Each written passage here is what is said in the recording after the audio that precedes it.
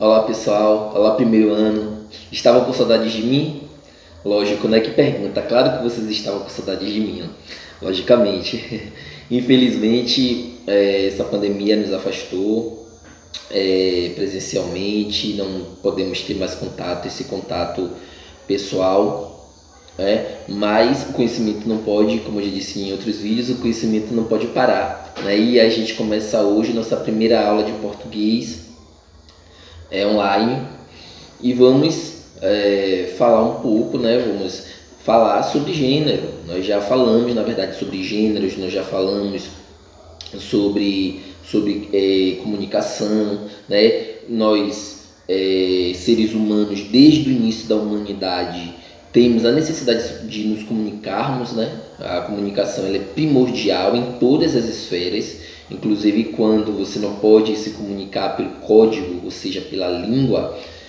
Quando você tem uma pessoa que tem algum problema nas cordas vocais, quando a pessoa ela não consegue realizar a fala, quando ela não consegue ouvir, ainda assim ela cria mecanismos de comunicação. A gente tem linguagem brasileira de sinais, que é muito importante, que as pessoas usam, né, como a língua mesmo. Elas não têm a realização verbal, mas elas têm um código, elas criaram um código, né, especialistas e a própria necessidade. E com o homem não é diferente, com o homem falante mesmo não é diferente. Vamos lá na pré-história, antes da invenção da escrita, o homem já criava mecanismos de comunicação. Veja nas artes rupestres, né?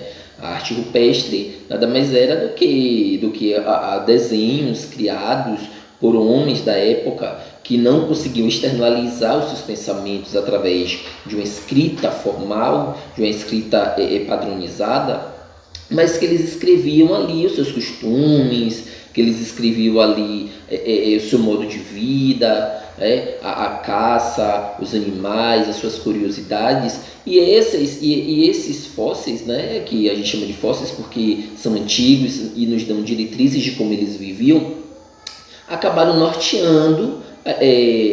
norteando hoje, nós como contemporâneos, historiadores e estudiosos da língua, o estudo, né, da forma de vida do homem, da linguagem, certo? Então isso é muito importante e isso mostra a necessidade que o homem teve de criar o processo de comunicação. Nós somos seres que precisamos de comunicação. Existem várias comunicações, inclusive entre animais, entre seres que não têm a nossa capacidade de raciocínio. Imagine nós, seres humanos, que temos um conhecimento, um grau de conhecimento, de QI muito maior do que os outros seres.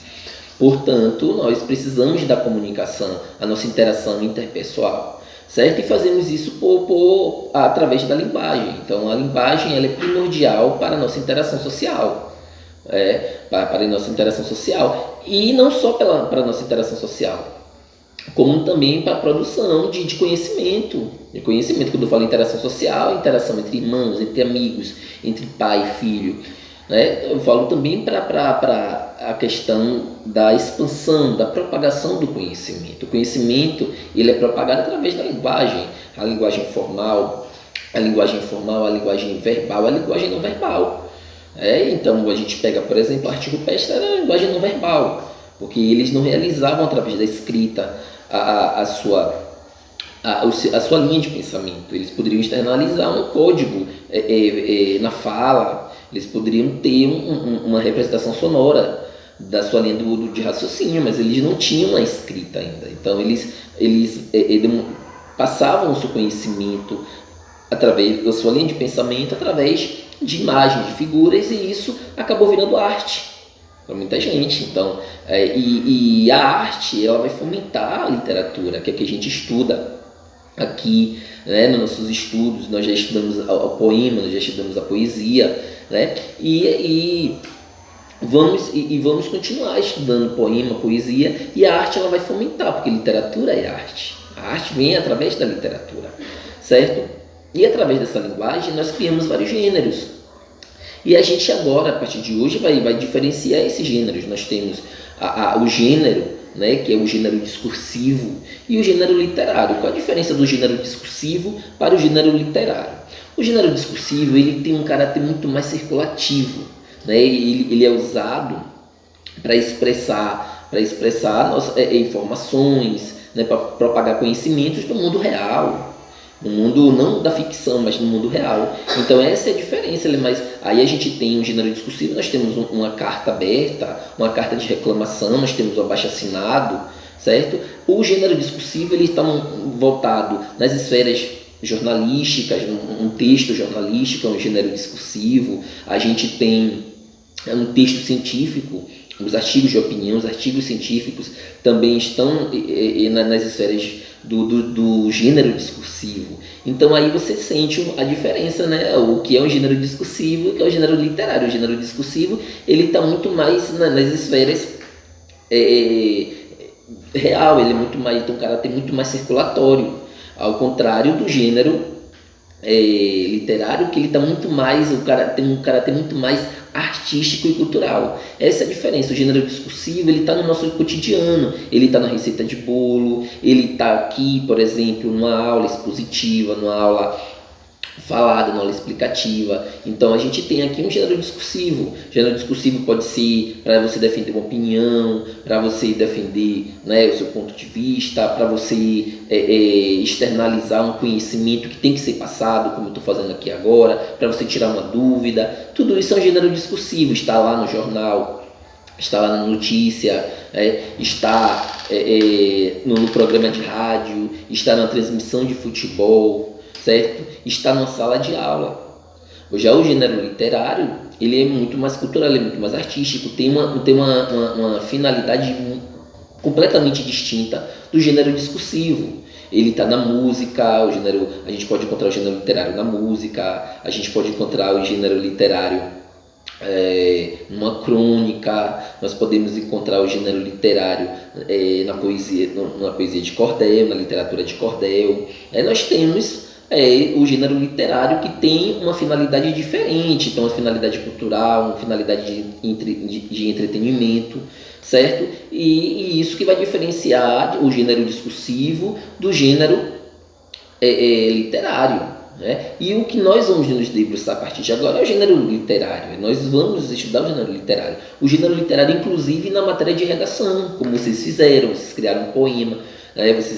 Nas nossas aulas a gente tratou de intertextualidade, nós tratamos de signos linguísticos, certo? Portanto, nós estamos trabalhando com o gênero literário também em redação.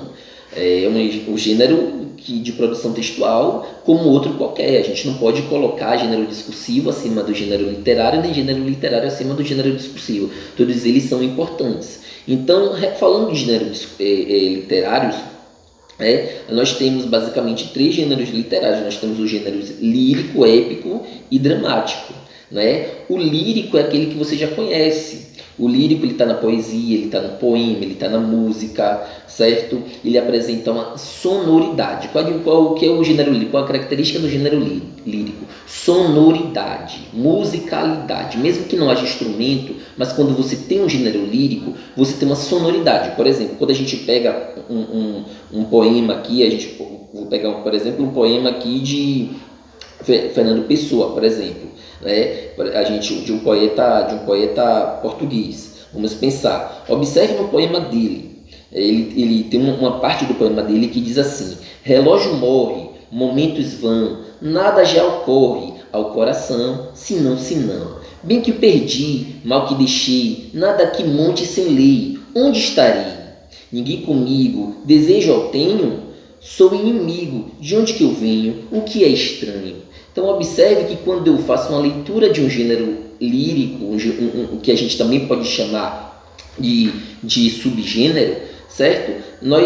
Um gênero lírico a gente também pode chamar de um subgênero, nós temos uma sonoridade. Não é a mesma forma da gente ler um gênero discursivo. Você não vai ler, por exemplo, uma carta de reclamação da mesma forma como eu estou lendo aqui, como eu acabei de ler esse poema, ou como você canta uma música. Seu amor é água doce, mais profundo do que o mar, é imenso, tão sincero que é difícil de explicar. Então observe que apenas nessa estrofe você sentiu uma musicalidade, mesmo sem instrumento. É uma finalidade, é uma diferença de forma, de leitura, né? Então o gênero discursivo é isso, o gênero lírico discursivo, né? O gênero literário, perdão, o gênero literário é isso. Quando a gente está falando de lírico, a gente está falando de sonoridade, Nós temos vários gêneros líricos, nós temos o soneto, que a gente já viu também, um soneto na sala de aula, que é formado por tercetos, ou seja, a linha, nós temos versos com nós temos estrofes com 3 versos, e estrofes com 4 versos, e aí a gente já estudou, a gente vai se aprofundar um pouco mais, certo? Nas próximas aulas, mas é isso, é o gênero lírico. Bom, é um gênero repleto de emoções, é um gênero repleto de sentimentos, é um gênero que tem uma linguagem, que tem uma visão de mundo muito particular, certo? Esse é o gênero lírico. Bem, aí eu gostaria que vocês pesquisassem sobre o gênero lírico um pouco do verso, né? O verso, que a gente já sabe, a gente já viu, mas eu gostaria que vocês se aprofundassem um pouco mais, eu gostaria que vocês pegasse até os poemas que vocês criaram, os poemas que vocês pesquisaram e falasse qual verso, o que é o verso de cada um, a sílaba métrica também gostaria que vocês pesquisassem, a rima, a estrofe. Então faça esse detalhamento de o que é um verso, de o que é uma sílaba métrica, de o que é uma rima, de o que é uma estrofe. Tá bom? E aí vocês me entregam na próxima aula, eu vou fazer um apontamento tudo direitinho daquilo que eu estou falando, certo? E além do gênero literário, que a gente já viu lírico, nós temos o gênero épico, né? Nós temos o gênero literário, nós temos o gênero lírico e agora vamos ver o épico. O que é o épico? O que é algo épico? Herói. Quando a gente pensa em épico, a gente pensa em atos heróicos. Então o gênero literário, quando a gente fala de épico, a gente está falando de narrativas de heróis, de aventuras, de viagens, de atos heróicos de um povo, de uma nação, e geralmente esses atos heróicos é de um homem, de uma classe mais alta, porque era assim que era retratado, principalmente lá na Idade Média, era a figura de um homem, o homem era o centro dessa arte, né? Então nós temos aí o homem como centro, né? Nós temos não só o homem, mas também pode ser um povo. A gente pode pegar, por exemplo, o Superman, por exemplo. O Superman é um homem forte, bravo. Dos Estados Unidos ele tem a vestimenta com as cores, né, dos Estados Unidos, que lembram pelo menos os Estados Unidos. O Homem-Aranha. Então são narrativas épicas, são histórias épicas. Está no mundo da literatura, está no cinema, mas cinema também é literatura. Então aí é um exemplo de épico, de aventuras, de histórias épicas, né? que é um gênero literário épico, tá bom? Então essa é a característica. O lirismo relata mais a questão da sonoridade, já o épico ele relata mais a questão do herói. Aí o herói já passa a ser o centro das atenções, não mais a música, não mais a informação, não mais a métrica. Ele não vai se preocupar com essas peculiaridades, com essas particularidades. Eles são aventuras, são histórias contadas, são narrativas, e que tem um homem, uma nação, um povo com atos heróicos, né? E aí a gente pode ver viagens, aí a gente pode ter uma situação em que haja perigo e que alguém vai salvar a humanidade ou aquele povo, aventuras de um homem, de um guerreiro, relata guerras, certo? Aí a gente tem o gênero épico, tá bom? Aí dentro desse gênero épico a gente tem, por exemplo, a epopeia. A epopeia é um gênero épico muito grande, longo, né? A gente tem como exemplo a Odisseia, que a gente vai tentar ler. Eu não sei se vai ter como a gente ler, mas a Odisseia é um gênero épico, é uma epopeia grande. Nós temos a epopeia, que é um gênero épico muito grande. Nós temos a fábula, que já é menor, que já traz um animal como o centro, um animal que tem características de seres humanos. Nós temos o apólogo também, que usa objetos como características de seres humanos, E a fábula, voltando para a fábula, ela sempre traz uma questão da moral, a questão da ética, sempre tem uma lição de vida para nos mostrar, certo? Nós temos também as novelas de cavalarias, que teve um ápice muito grande lá na Idade Média. Geralmente são cavaleiros, são pessoas, homens que saem, que deixam suas famílias para ir para a guerra, em busca de novas aventuras, para defender seu povo. Um misto de atos heróicos e românticos também. Nós temos, além da novela de cavalarias que a gente já viu, nós temos a crônica. A crônica é um gênero literário muito importante, ainda muito moderno, muito usado hoje em dia. Basicamente, ela vai se diferir dos outros porque ele tem um caráter muito jornalístico, mas não é o jornalístico nas esferas discursivas. Ela se parece, mas não é discursiva, é um gênero literário, ela não deixa de ser literário. Só que na esfera, você pode encontrar uma crônica, por exemplo, no jornal, mas não deixa de ser crônica, não deixa de ser literário, certo? Então, a crônica, a gente tem Érico Veríssimo, nós temos vários cronistas muito importantes, modernos. A crônica, como o nome já diz, cronos, vem do grego, quer dizer tempo. Então, a crônica que conta a história do tempo, geralmente com temas contemporâneos. Hoje, se fôssemos fazer uma crônica, falaríamos talvez sobre futebol, sobre política. No passado se falava talvez das convenções daquela época, da hipocrisia, do comportamento. Então é isso, a crônica é um gênero literário que aborda acontecimentos do cotidiano e, apesar de ser literário, aborda acontecimentos cotidianos, tá bom? Com um tom de notícia. E nós temos os contos, que são narrativas geralmente breves, né? Ou você pode ter contos maiores, mas são narrativas geralmente breves, e ao contrário, né, do conto e do que se imagina, o conto e o romance não necessariamente vai ter homens e mulheres que se apaixonam. Eu posso ter um romance de um homem nacionalista, né? A gente pode pegar um romance Policarpo Quaresma, por exemplo, que é um romance moderno, muito lido, né? Enfim, a gente tem também Don Quixote de la Mancha, que é um dos contos ou romances mais conhecidos no mundo. Está muito mais para o romance porque é muito maior e não necessariamente vai trazer questões de amor, mas atos heróicos, atos nacionalistas. Então, aí a gente tem esses gêneros épicos, certo?